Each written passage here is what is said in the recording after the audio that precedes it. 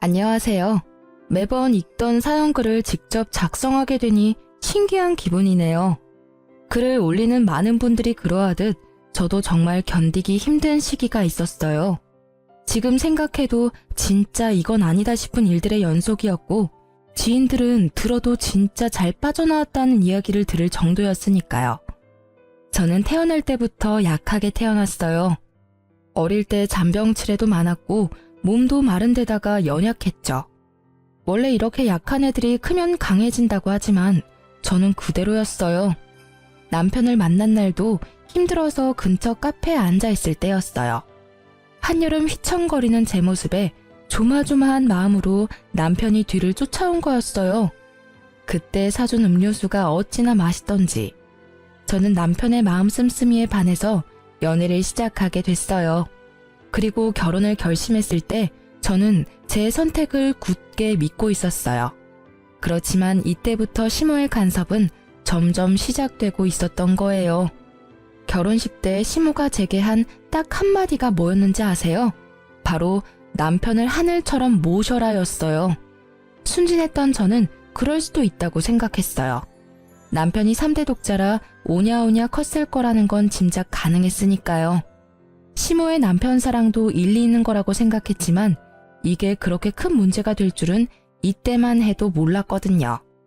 그렇게 결혼식을 치르고 신혼집은 남편이 시 외곽에 얻은 작은 평소의 아파트였어요. 두 사람이 살면서 더 큰 집으로 옮기면 될 거라고 생각하며 얻은 집이었지만 결혼 이후 남편이 지방 발령을 받는 바람에 의도치 않은 주말 부부가 되었어요. 솔직히 남편을 지방으로 보내고 싶지 않아서 퇴사 후 다른 직장을 알아보라고 이야기했어요.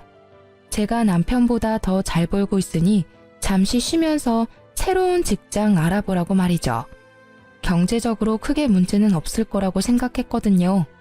그런데 남편은 제 말에 자존심이 상한 것 같더라고요. 그냥 지방으로 가겠다고 했어요. 저는 말릴 수 없어 그렇게 하기로 결정했어요.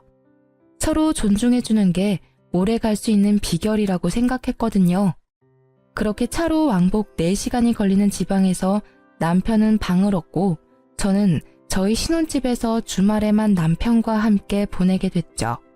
결국 남편의 일정 조율 실패와 지방 발령이 맞물려 저희 부부의 신혼여행도 결혼식 3개월 후로 밀려버렸어요. 남편은 자기 때문에 신혼여행을 가지 못하게 되어 미안한지 제게 동남아로 6박 7일 신혼여행을 예약했다고 하더라고요. 너무 기뻤던 저는 휴양지에 갈 생각으로 마음이 들떴어요.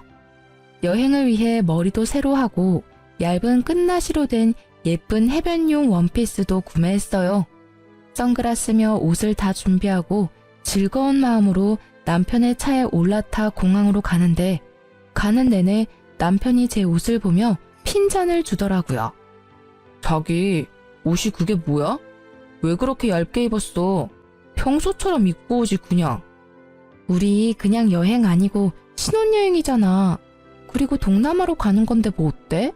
어차피 더운 지역이고 가서 정말 즐겁게 놀 거거든? 예쁜 옷 입고 사진도 많이 찍어서 올릴 거야. 나 신혼여행 간다니까 사진 많이 찍어 오라고 그러더라고.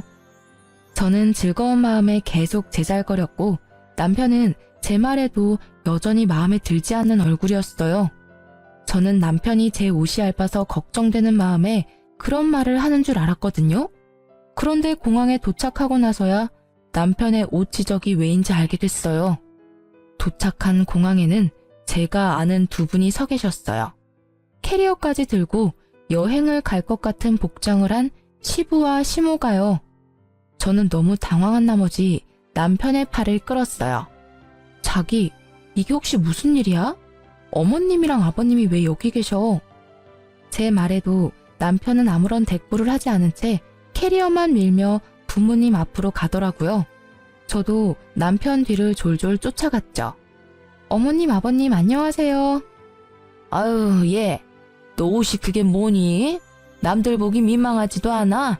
어떻게 이게 결혼한 여자가 입을 만한 옷이니? 너 아직까지 처녀 때 생각하면 큰일 나. 넌 이제 한 사람의 아내라고. 몸가짐을 조심해야 하지 않겠어? 아무리 해외라지만 어른들도 있는데 그런 옷을. 네, 도착하면 갈아입을게요. 그런데 어머님 아버님은 여기 어쩐 일로. 공항에 왜 왔겠니? 너희 여행 간다는 이야기 듣고 내가 얼마나 어이없었는 줄 아니? 10월은 버젓이 살아있는데 없는 취급하고 둘이서만 여행 가려고 했어. 섭섭해서 아들한테 우리도 가겠다고 한 거야. 저에게 한마디도 하지 않고 시부모를 모시고 온 남편 때문에 열이 올랐어요. 하지만 이미 엎질러진 물이잖아요. 제가 여기서 화를 낸들 분위기만 더 안 좋아지니 어쩔 수 없이 함께 가게 됐어요. 신혼여행을 시부모와 같이 간다는 건 정말 힘든 일이더군요. 몸도 그렇지만 마음이 더 힘들었어요. 결국 그날 호텔에 도착한 저는 남편과 둘이 된 방에서 대판 싸우게 됐어요. 당신 어떻게 신혼여행에 부모님을 모시고 올 수가 있어? 아니, 모시고 오면 이야기라도 나한테 해줬어야 하는 거잖아. 이렇게 막무가내로 행동하면 어떡해? 이야기하면 뭐가 달라지는 건데? 부모님 모시고 가자 했으면 네가 안 간다고 성질이나 부렸겠지. 나도 다 생각해서 이야기 안 한 거야. 그게 생각을 하고서 한 행동이라고? 신혼여행에 와이프한테 아무 말 없이 시부모님 모시고 온 게? 무슨 생각을 어떻게 하면 이렇게 신혼여행을 엉망으로 만들 수 있어? 그래서 부모님 여행비는 내가 다 부담하잖아. 대체 뭐가 그렇게 싫은 건데? 결혼하면 시댁에 잘하겠다고 한 건 다 가식이었어. 다른 방법으로도 잘할 기회 많아. 그리고 돈이 문제가 아니잖아. 신혼여행이 효도여행이 된 게 문제지. 나는 당신이랑 둘만의 시간을 보내고 싶어서 여행 온 거야. 근데 오늘 여행은 시부모님 뒤나 쫓아다니는 짐꾼의 통장 역할 뿐이잖아. 당신이랑 나 스냅 촬영도 남아있는데 그건 어쩔 건데? 단 한 번의 신혼여행을 이렇게 망친 내 기분은 조금도 생각해주지 않잖아. 엄마가 서운해하는 걸 어쩌라고. 그 자리에서 오지 마라고 할 수도 없었어. 가는 김에 부모님 모시고 가서 효도할 수도 있지. 당신이 효도하는 걸 뭐라고 하는 게 아니라고. 그 효도가 나한테 피해를 주니까 하는 말이지.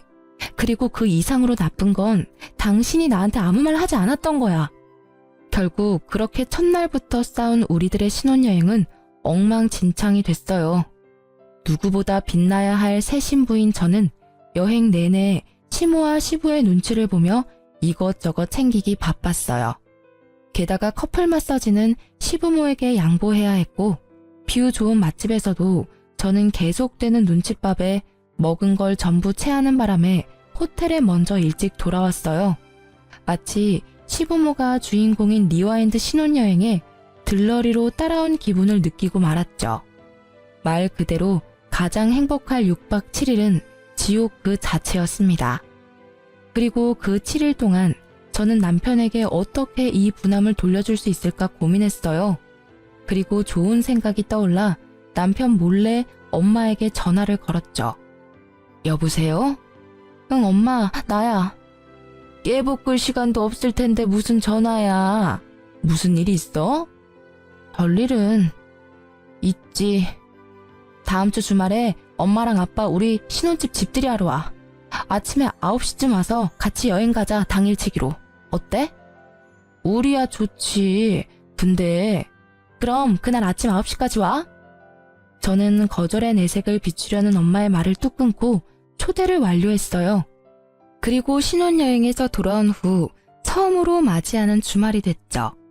남편은 금요일 저녁에 와서 아침 9시가 넘도록 자고 있었어요. 저는 부모님이 올 시간에 맞춰서 일부러 준비 다 하고 화장실에 들어가 있었죠. 그리고 벨이 울렸어요. 저는 태연하게 남편한테 소리쳤어요. 나 화장실인데 자기가 나가봐. 저는 화장실 문을 살짝 열고 남편 행동을 살폈어요.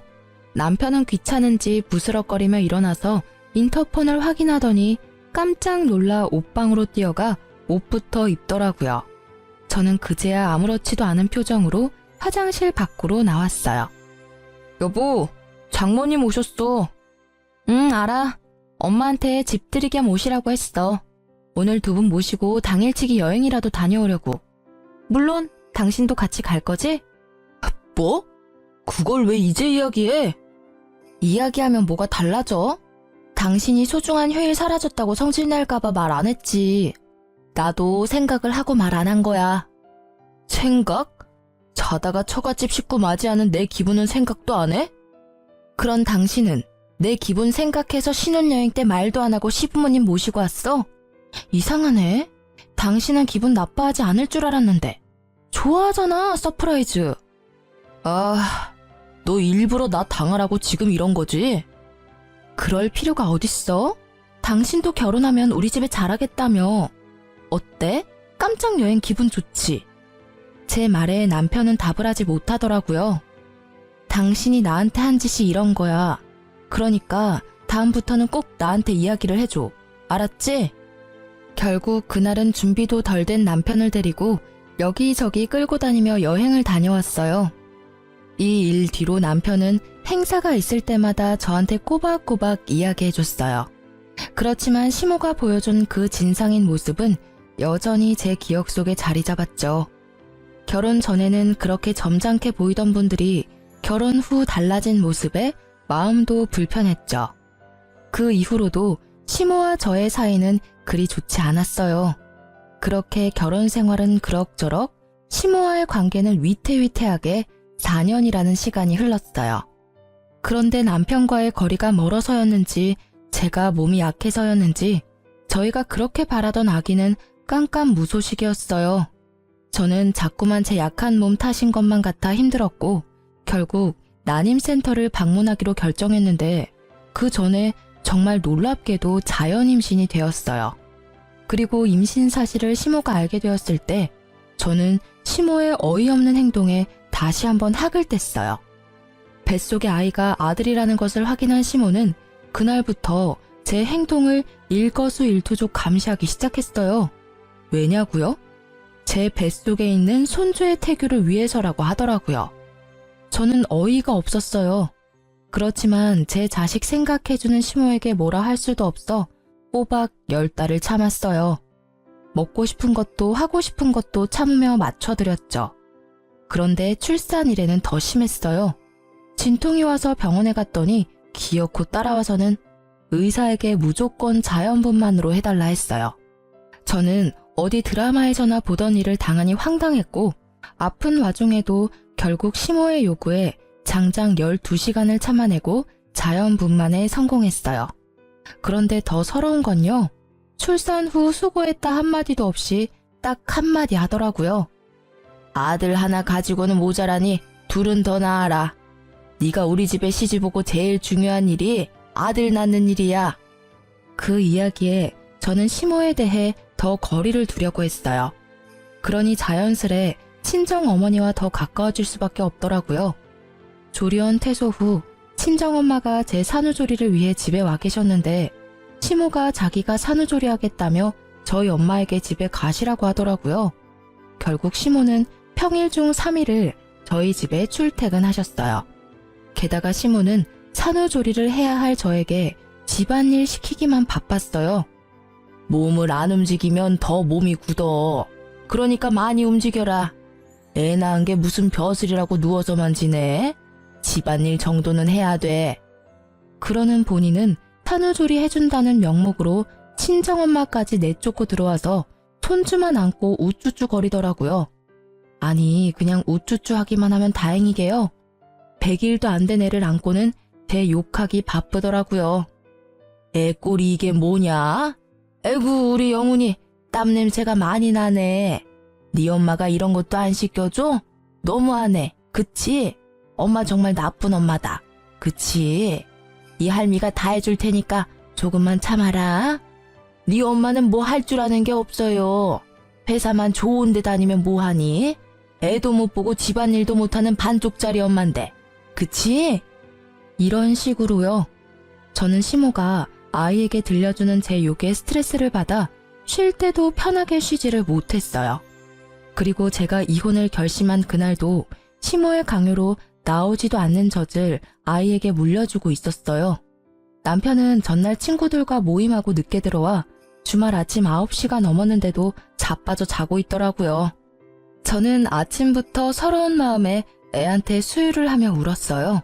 몸도 아직 안 풀려 아픈데 애를 안고 집안일까지 해야 하는 제 처지가 정말 억울했거든요. 그런데 시모가 주말인 이날 집에 왔더라고요. 익숙하게 현관 비번을 누르고 들어온 시모는 울고 있던 저와 결국 눈이 딱 마주쳤어요. 그러더니 급하게 뛰어와 제 품에서 젖을 먹고 있던 애를 확 뺏어가더라고요. 너 어떻게 애를 안고 울 수가 있어? 어? 우리 손주한테 나쁜 영향이라도 미치면 네가 책임질 거야? 웃겨서 정말. 아이고, 우리 영훈이 놀랐어요. 젖 잘 먹다가 못 먹은 애는 울고 시모는 멍한 저를 째려보며 소리치더라고요. 넌 뭘 했다고 아침부터 눈물바람이야? 누가 보면 내가 대단한 시집살이라도 시킨 줄 알겠어.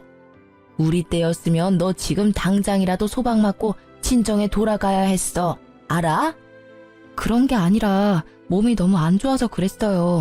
그리고 젖 잘 먹는 애를 뺏어가시면 어떡해요? 몸이 아파? 그런 것도 못 참으면 어떻게 엄마 노릇을 할 수 있어?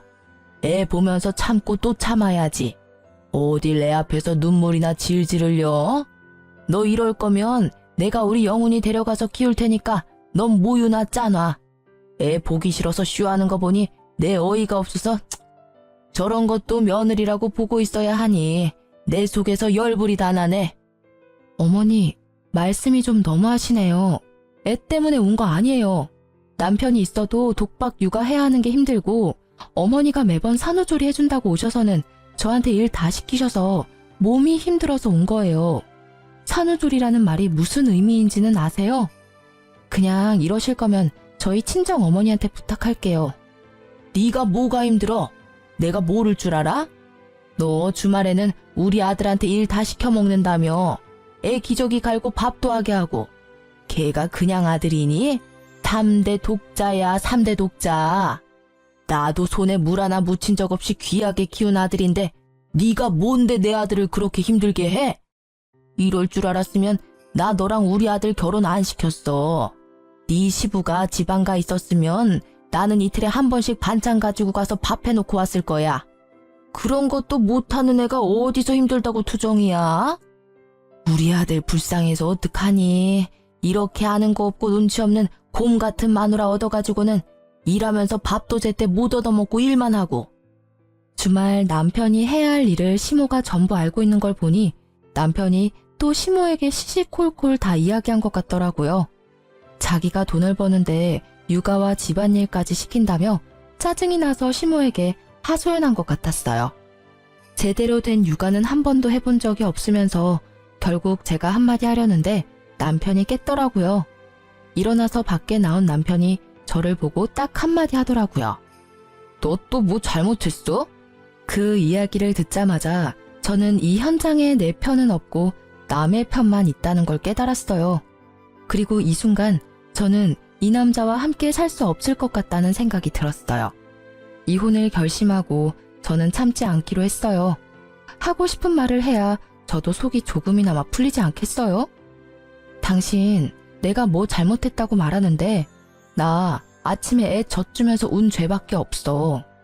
당신 어머님이 모유를 1년은 먹여야 된다고 강경하게 말씀하셔서 유두균열이 심해서 피부 다 갈라지는데도 애 젖먹이다가 서러워서 울었어. 근데 그걸 보고 네가 뭐 한 게 있다고 우냐고 하시네? 이 집안에 내 몸 아픈 거 신경 써주는 사람이 하나라도 있어? 산후조리 해야 하는 시기에 시어머니 말 한마디에 집 대청소 해야 하는 내가 불쌍하지도 않니? 그리고 일하면서 애 보기 싫으면 당신이 휴직하고 애 봐. 돈은 내가 일해서 벌면 되잖아. 당신보다 더 많이 벌기도 하고. 너 지금 나 무시해? 너 돈 많이 번다고 유세 떠는 거냐고. 그럴 리가 있겠어? 난 단지 너만 힘들다고 생각하는 것 같아서 공평하게 기회를 주려는 것뿐이야. 나도 일하면서 주말에는 애 볼게. 너는 집에서 애 보고 집안일만 해. 어차피 경제적으로는 그게 더 이득인 거 당신은 잘 알잖아. 휴직은 안 할 거야. 애 보는 게 너무 힘들다고. 울면 어떻게 해야 할지 모르겠고 울음소리에 노이로제 걸릴 것 같다고. 그리고 애는 엄마가 봐야 하는 거 아니야? 왜 자꾸 밖에서 일하는 남편한테 시키는 건데? 애 보는 게 그렇게 힘들어? 나는 그 애 울음소리 매일 들어. 그리고 그 애 업고 집안일까지 완벽하게 해야 하고 일주일에 3일 꼬박 시어머니 오시면 시어머니 하는 말까지 들어야 하지. 그런 내 상황은 미칠 것 같거든? 그리고 나 복귀해도 그 말 그대로 할 수 있어? 복귀하면 당신도 나도 똑같이, 아니 내가 더 많이 벌어. 그러면 네가 육아 더 할 수 있겠어? 아니겠지. 지금도 이렇게 애 보기 싫어서 난린데. 주말에는 나도 쉬고 싶다고. 당신이 복귀해도 나는 지금보다 더 잘 볼 수는 없어. 그러면 우리 엄마한테 맡기고. 어머님? 애 안고 내 욕하면서 오냐 오냐 하시는 어머님? 그렇게 큰 애가 내 말을 잘 듣기나 하겠어? 매번 듣는 게 엄마 욕이잖아. 그게 교육상 좋아? 난 절대로 어머님한테는 애 못 맡겨. 그리고 어머님, 애 낳고 100일도 안 된 며느리 이런 식으로 혹사시킬 거면 그냥 친정에서 조리할게요. 그것까지 막으시면 진짜 너무하신 거 아시죠? 그리고 어머님이 애 수유하실 거 아니면 애는 주시죠? 저더러 그렇게 모유주라고 성하셨는데 애 데리고 가서 분유는 잘 주실 수 있겠어요? 저는 아기를 시모에게서 다시 뺏어와 아기띠에 채워서 아기와 제 짐을 다 챙겼어요. 그리고 시모와 남편이 뭐라고 짓거리든지 다 무시하고 밖으로 나와 택시부터 타고 친정으로 돌아갔어요. 그 집에 있다간 내 머리가 돌아버릴 것 같았거든요. 그리고 그 다음날 남편이 제게 전화를 하더군요. 나 이제 내려갈 거야. 엄마도 이제 본가 가셨으니까 당신도 빨리 시위 그만하고 집에 들어와. 시위? 누가 시위한대? 걱정하지 않아도 돌아가지 않을 거야. 그냥 애도 나도 없는 그 쾌적한 환경에서 열심히 잠이나 쳐자. 그리고 다음 주 중으로 이혼 서류 받을 준비나 하시고. 그렇게 말하고 전화를 끊은 저는 양육권과 친권을 가져오기 위해 육아휴직을 종료하고 일에 복귀하기로 했어요. 물론 혼자서 할 수 있는 일은 아니고 친정 부모님의 힘을 빌려야 했죠. 그리고 그날 저녁 시모가 저희 친정집에 찾아왔더라고요. 우리 며느리 여기 있죠? 너 빨리 애 데리고 집에 돌아와. 너 때문에 우리 아들 또 주말에 한 끼도 못 먹고 지방 내려갔어. 그래서요? 제가 왜 돌아가야 하죠? 전 이미 남편한테 이야기했어요. 이혼하자고요. 어머님이야말로 여기 와서 이러지 마시고 집에 돌아가세요. 너 말 다 했니? 다돈댁은 딸이 이렇게 생각 없고 모자란 사람인 거 아셨어요? 저는요, 얼마나 기가 찬지 남의 귀한 집 손주까지 데려가서 인질로 삼는 게 말이 돼? 어머님, 말씀 조심하세요. 말을 조심하라고? 내가 왜 그래야 되는데? 내 귀한 손주 뺏긴 것도 억울해 죽겠는데 너한테 고운 말이 나오겠어? 그래, 차라리 잘 됐다. 이혼하고 소송하면 우리 집으로 우리 영훈이 데리고 올 거야. 어디 4대 독자를 데려가려고? 너 산후조리 운운하더니 일부러 애 데리고 가려고 쇼한 거 아니니? 그게 아니고서야 지금은 어떻게 이렇게 멀쩡해? 그거야 친정 어머니가 다 해주시고 저는 온전히 쉬기만 하니 당연히 몸이 좋아지죠. 어머님은 산후조리 하러 오셔놓고는 일 시키기만 바쁘셨잖아요. 그리고 저희 부모님은 상식적인 분이시라 어머님의 그런 구식 시집살이는 이해 못하시거든요. 그러니까 동의를 구하듯이 제 욕은 하지 말아주세요. 그리고 한마디만 더 붙이자면 지금 하시는 말들은 저희 집 홈캠에 다 저장되고 있어요. 그리고 저희 신혼집에서 하신 말들도 다 홈캠에 저장되어 있고요. 그러니까 말을 아끼세요. 지금까지 모은 것들만 해도 이혼 사유는 충분하니까요. 제 말에 시모는 입을 꾹 닫아버리더라고요. 시모가 오기 전 이혼 전문가를 만나 상담했었거든요. 부부 갈등이 너무 심해서 정신적 충격이 크면 남편에게 청구하는 이혼 소송과는 별도로 시모에게도 위자료 청구를 할 수 있대요. 물론 증거나 정황이 정확해야 한다고 했고 저는 워낙 증거가 차고 넘쳐서 가능할 것 같다고 하더군요. 시모가 아이를 뺏기지 않으려 했지만 경제적 능력, 남편의 육아 소홀, 시모의 교육이 아이에게 좋지 못한 점 등이 복합적으로 작용해 이혼 소송은 무사히 제게 유리하게 진행됐어요. 제가 원하던 친권과 양육권도 가져왔어요. 남편과 시모에게서는 위자료를 받을 수 있었지만 양육비만큼은 남편이 제게 보내지 않더라고요. 거의 3년이 넘는 동안이나 말이죠. 그렇지만 저는 그에 대해 따로 생각이 있었기에 주지 않으면 주지 않은 대로 그냥 놔뒀어요. 물론 재촉 문자는 했었죠. 하지만 아이에 대해 별 애정이 없는 그 남자가 양육비를 줄 리는 없었죠. 4대 독자라도 본인은 귀한 줄 몰라요. 면접 교섭권을 한 번도 쓴 적 없었으니까요. 애는 다시 가지면 된다는 생각이나 하고 있을 거예요. 그저 시모나 전전긍긍일 뿐이지. 그리고 이혼 후 3년째 되는 해에 저는 이미 새로운 남자와 재혼한 지 2년이 조금 안 되는 상태였어요. 그리고 재혼한 현 남편과의 상의를 통해 제 아들을 재혼남의 호적에 넣을 수 있는 친양자 입양을 신청하기로 했어요. 제가 생각했던 게 바로 이거였어요. 신부가 3년 이상 부양의 의무를 이행하지 않거나 면접 교섭을 하지 않으면 신부의 동의 없이도 친양자로 입양이 가능하고 아이의 성과 본을 재혼 남편의 성과 본으로 바꾸는 것도 가능하다고 해요. 물론 여러 가지 여건이 맞아야겠지만 저 같은 경우는 그걸 위해 양육비를 안 줘도 참았던 거예요. 그리고 양육권을 지급하지 않은 지 3년이 될 때쯤 전 시모와 전 남편이 갑자기 제게 연락이 와서 만나자고 하더군요. 만날 생각은 들지 않았지만 법적으로 크게 문제가 될 수도 있다는 말에 만나러 갔어요. 두 사람은 눈에 쌍심지를 켜고 저를 맞이하더라고요. 저는 이 사람들이 왜 이러나 하는 생각만 들었죠. 제가 잘못한 게 없으니까요. 여기까지 나온 걸 보니 너도 제발 저려서 나온 것 같구나. 무슨 말씀 하시는지 모르겠네요. 용건만 간단히 해주시겠어요? 이 사기꾼 같은 년아, 우리가 낸 위자료 내놔, 이 나쁜 년. 너 감히 우리를 속였어? 내가 그 위자료 왜 줬는데? 당장 그거 다시 돌려놔. 아니면 고소할 거야. 파렴치한 것도 정도가 있지 어떻게 그런 대담한 짓을 벌려놓고 우리를 속이려고 했을 수가 있어. 무슨 소리인지 알아듣게 말씀하세요. 이혼 위자료 소송은 제가 판결 내린 게 아니라 법원이 내린 거죠. 따지시려면 법원 가서 따지세요. 이래도 시침이 뗄 거야? 정말 치가 떨려서 네가 진짜 못된 년이라는 건 이미 알고 있었지만 이렇게 대담하게 우리를 속일 줄이야. 그러면서 시모가 내민 것은 몇 장의 종이였어요. 들고 상세히 읽어보니 그건 바로 전 남편의 무정자증에 관한 결과지였어요. 정자수가 현저히 부족해서 자연적으로는 임신이 많이 어렵고 정상 정자수도 적다는 내용의 검사 결과지였어요. 그걸 보니 딱 답이 나오더라고요.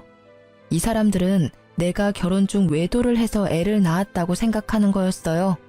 정말 천박하기도 하죠. 그런 생각을 어떻게 감히 할 수 있으며 최소한의 검사도 없이 바로 단정지어 말할 수 있을까요? 제 상식으로는 도무지 이해가 되지 않는 행동이었어요. 네 거짓말과 외도는 이미 들통났어.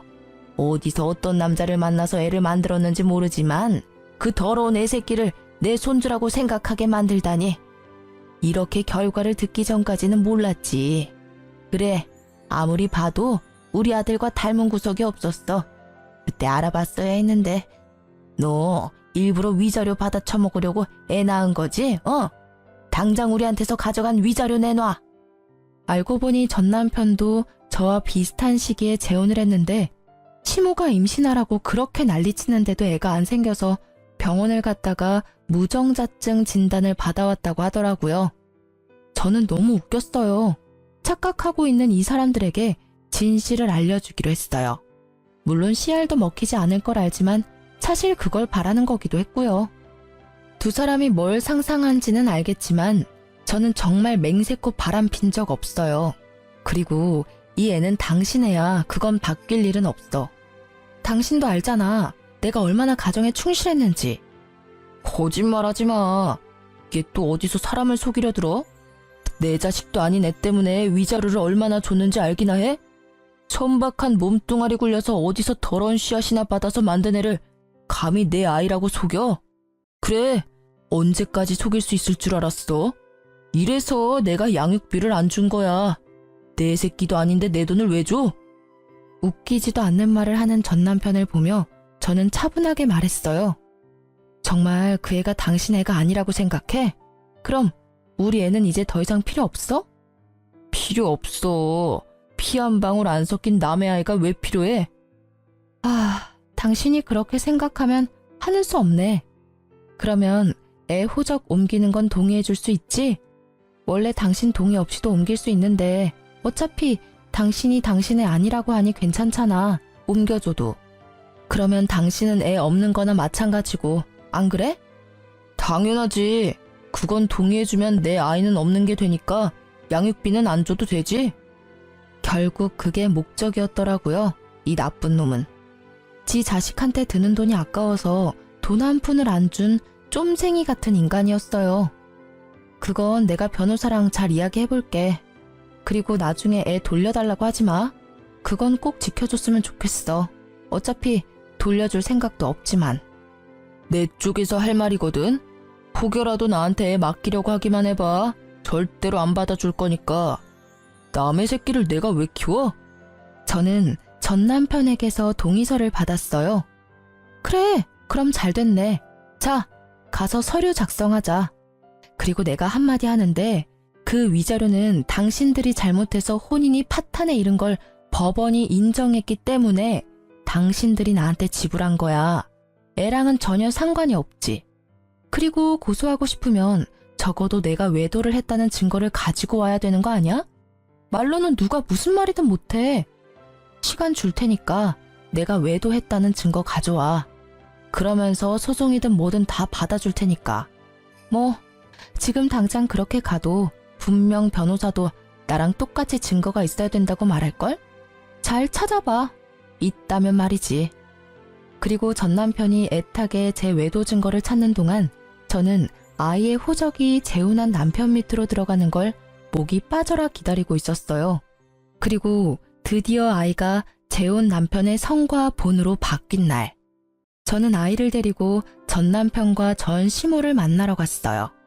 전 시모와 전 남편은 아이를 무시무시한 눈으로 쏘아보더라고요. 저는 두 사람에게 말했어요.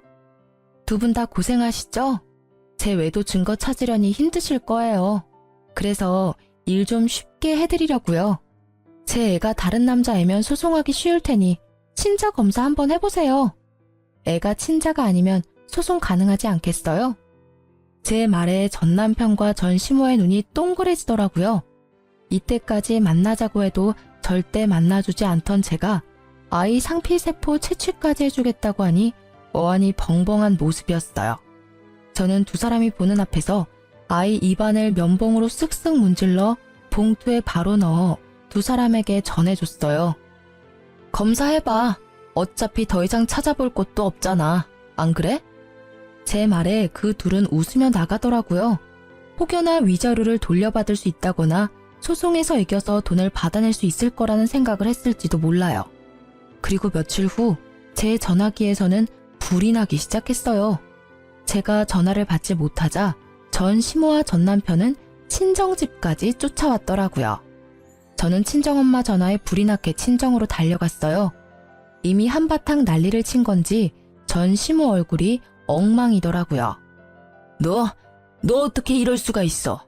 어떻게 천륜을 끊어먹고도 네가 무사할 줄 알아? 내 손주 우리 영훈이 내놔. 무려 4대 독자야. 그냥 손이 아니라고. 그래, 너 어떻게 내 애를 다른 사람 호적으로 옮길 수가 있어? 네가 진짜 사람이야? 두 분이 왜 여기서 이러는지 모르겠어요. 내가 분명히 당신한테 이야기했지. 우리 애 당신 애라고. 나는 외도한 적도 없다고 말했어. 그런데 당신이 뭐라고 했어? 그럴 리 없다고 증거가 있다며. 그 검사 결과지 보여줬잖아. 내가 아무리 사실을 말해도 믿지 않고 호적 정리하는데 동의해준 건 당신이야. 그리고 아줌마, 더러운 씨앗이니 아들 닮은 구석이 하나도 없었다니 그런 말씀하신 거 저는 절대로 잊지 않을 거예요. 그런 건 너무하잖아. 나는 분명히 당신이 외도하는 거라고 생각하고 나는 이제 애를 가질 수 있을지 없을지도 몰라. 내 아이 돌려줘. 가질 수 있을지도 모르지. 나는 가졌잖아, 당신 아이. 같이 살고 있는 재혼한 여자 젊다며. 애 가질 수 있을 거야. 시험관을 벌써 몇 번이나 시도하고 있는데 안 생긴다고. 전 남편이 침울하게 소리쳤지만 전 시모는 전 남편의 속도 모른 채 말도 안 되는 말을 짓거리더라고요. 정자수가 없다고 해도 얘는 애를 가졌잖니. 분명히 이건 지금 며느리한테 문제가 있는 거야. 이것 봐라. 네 아들 떡하니 낳아준 며느리가 있는데 그 여자가 그걸 못하는 게 문제인 거야. 그리고 시험관 같은 건 하지 마. 자연 임신으로도 잘만 생기는데 왜 그런 걸 하니? 이 와중에도 시 없는 자기 아들보다 멀쩡한 두 번째 며느리를 탓하는 그 사람이 정말 하나도 변한 게 없어 보여 그저 안도할 뿐이었어요. 저 사람들하고 이제 관여하지 않아도 된다는 사실이에요. 나 진짜로 이번 생에 자식은 영훈이 뿐일지도 몰라. 그러니까 정말로 내가 잘할 테니까 우리 영훈이 나한테 돌려줘. 실제로 내 유전자를 타고난 내 아들이잖아. 생물학적 친부. 그래, 당신 애지. 근데 어쩌지? 지금은 법적으로 다른 사람 애거든. 난 지금 이 상황이 웃긴 게 내가 네 애라고 할 때는 아니라고 우기더니 제 손으로 애 호적 파주더니 이제 와서 왜 후회하는 거야? 나한테 위자료 내놔라 어쩌라 하기 전에 친자 검사부터 해보지 그랬어?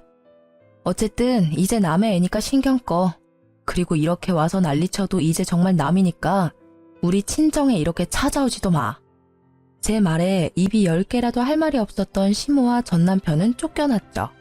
자신이 무정자증이라는 걸 알고 확인도 없이 저를 바람난 여자로 만들고 애를 혼외자로 만들어 소송을 걸겠다는 그 생각이 너무 가증스럽더라고요.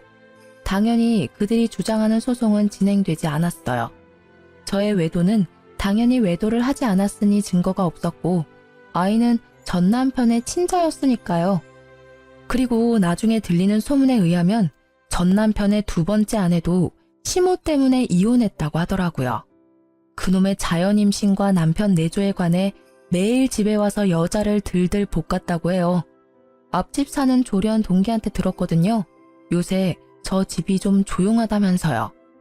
그렇게 저는 그 사람들과 더 이상 연락을 주고받지 않았어요. 그리고 몇 달 뒤 크리스마스 날에 한번 마주치게 됐어요. 아이 선물을 사주러 재혼한 남편과 함께 가는 길에 전 남편을 정말 딱 정면으로 마주쳤거든요. 시모와 함께 쇼핑 나온 것 같더라고요. 아이는 재혼한 남편의 어깨에 목마를 타고 있었고 갓난 아기일 때 헤어진 전 남편의 얼굴은 전혀 알아보지 못했어요. 시모는 아이를 보더니 저를 아주 잡아먹을 듯이 노려봤어요. 내 손주 데려다가 남의 호적에 올린 천하의 몹쓸년. 분하고 원통해서 내가 못 살지. 내 새끼 남의 손에 키워야 하는 이 억울한 심정을 누가 알 거야? 저는 그 말을 재혼한 남편과 아들이 들을까봐 먼저 백화점으로 보냈어요. 어르신, 그 귀한 손주 더러운 씨앗이라고 욕한 게 본인이세요. 그리고 언제는 아들 닮지 않았다고 큰 소리 치시더니 그건 이미 싹 잊으셨나 봐요? 저는 하루도 잊은 적이 없는데요. 뭐? 네가 나한테 그런 말할 자격이나 돼? 속여가지고 애 호적을 팠으면서 손이 귀한 집의 아들을. 네 아들이 아니라 내 손주야. 지금 당장이라도 데려올 수만 있다면. 그만하세요, 어머니. 전 남편은 결국 자기 엄마한테 화를 내더군요. 저는 친절하게 전 남편에게 말해줬어요. 당신 어머니 치맛자락에서 못 벗어나면 세 번째, 네 번째 결혼을 해도 똑같이 이혼하게 될 거야. 알지? 제 말에 전 남편은 이미 알고 있다는 듯 얼굴에 후회가 가득하더라고요.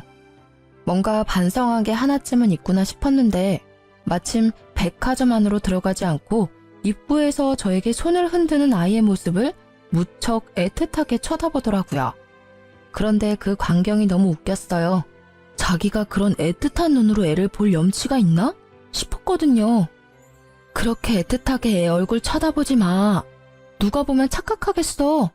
애가 그리워서 그런 표정 짓는다고 생각할 수도 있잖아. 내가 겪어보니 당신은 애가 그리운 게 아니라 그저 이제 당신이 애를 만들지 못한다는 사실이 힘들어서 손에 없는 걸 갖고 싶어 하는 것처럼 보일 뿐이거든? 넌 무슨 말을 그렇게 냉정하게 해? 내 아들 내가 그리워하는 것도 그렇게 못마땅한 거야? 내 자식 남의 아들로 만든 것도 모자라서 나를 부성에도 없는 모지리로 만들어? 네가 다 이렇게 만든 거잖아. 모든 것을 제 탓으로 미루는 이 나쁜 놈의 행태에 저는 결국 소리를 빽 지르고 말았어요. 그게 왜 내가 만든 거야? 네가 만든 거지. 애가 그렇게 애틋하고 그리웠으면 애초에 면접 교섭권은 왜 안 썼는데? 양육비도 3년 내내 한 번도 준 적 없지? 그리고 무엇보다 당신이 무정자증인 거 알았을 때 왜 우리 애가 당신 아들이 아니라는 의심부터 했어? 애한테 일말의 사랑이라도 있었다면 내 애가 아니라고 선언하기 전에 검사라도 해보는 게 상식 아니야? 제 말이 구구절절 다 맞는 말인지라 전 남편은 대꾸할 생각도 못하고 입을 꾹 다물더라고요. 나는 아무리 봐도 너한테 소중한 건 아들이 아닌 것 같아. 네가 제일 소중하게 생각하는 건 그냥 네 생식 능력이겠지. 제 말에 전 남편은 아픈 부분을 찔린 것 같은 표정으로 도망치듯이 떠나버리더라고요. 그렇게 헤어지고는 아직까지 만난 적은 없어요. 제 말이 틀리지 않았는지 애를 보겠다는 연락도 전혀 없더라고요. 뭐 그게 저한테는 더 도움이 되는 일이니까 그냥 그렇게 놔뒀어요. 저는 이혼 후 1년 만에 재혼해서 잘 살고 있어요. 애도 이제 재혼한 남편 밑으로 들어가서 더 안정적으로 살아요. 재혼 후에 아들 밑으로 딸을 하나 낳았고요. 남편과 아들은 딸을 두고 서로 돌보겠다며 다툴 정도로 사이가 좋아졌어요. 아들은 의외로 성격이 전 남편보다는 현재 남편을 더 닮아 마음이 좀 놓이기도 해요. 지금 남편은 부모님이 모두 일찍 돌아가셔서 시댁 식구는 남편의 형제 자매들 뿐이에요. 솔직하게 말해서 그런 점 때문에 재혼을 결심한 것도 있어요. 그만큼 저에게 시댁 시부모라는 존재는 트라우마에 가까웠거든요. 그래도 지금은 많이 좋아졌지만 그 짧은 시간 동안에 시집살이로 트라우마가 생긴 걸 보면 말하지 못한 소소한 감정의 골들이 엄청났다는 걸 실감해요. 저희 어머니가 결혼을 하려면 그 집안의 어른을 보면 된다는 말을 했었거든요. 솔직히 첫 결혼 때는 전 남편과의 애정이 너무 깊었기에 그런 걸 무시하고 결혼을 결정한 부분도 있어요. 이혼을 할 때가 되어서야 어머니가 한 그 말이 떠오르더라고요. 만약 그때로 되돌아간다면 절대로 그 결혼을 하지 않았을 거예요. 작성하다 보니 엄청 긴 글이 되었네요. 저도 글을 쓰면서 다시 그때의 일들을 되돌려봤는데 진짜 빨리 빠져나온 게 다행이라는 생각이 드네요. 결혼은 가족 간의 결합이라고 하잖아요. 남편과 아무리 잘 맞아도 시댁과 맞지 않으면 그건 그거대로 힘든 결혼 생활이 될 수밖에 없어요. 제가 겪은 일련의 일들이 저처럼 고민하고 힘들어하는 분들에게 좋은 위로의 글이 되었으면 좋겠네요. 다들 힘내시고 글 읽어주셔서 감사해요.